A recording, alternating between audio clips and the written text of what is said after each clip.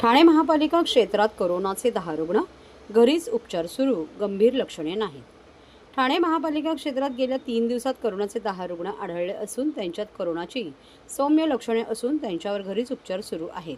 दरम्यान कोरोना रुग्णांच्या तपासणीसाठी महापालिकेच्या आरोग्य विभागाने तसेच सर्व रुग्णालयांनी सतर्क राहावे असे निर्देश महापालिका आयुक्त सौरभराव यांनी दिले आहेत. तसेच कळवा येथे छत्रपती शिवाजी महाराज रुग्णालयात विशेष कक्ष तयार करण्यात आला आहे.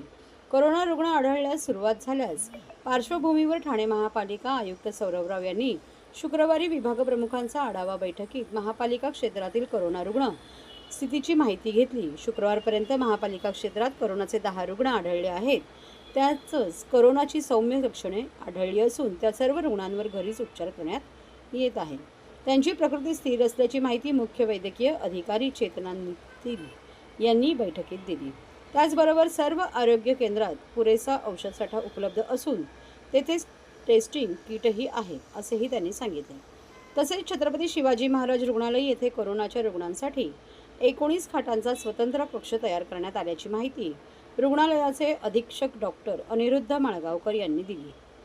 RT-PCR ची सुविधाही कळवा येथे उपलब्ध असल्याचे त्यांनी सांगितले.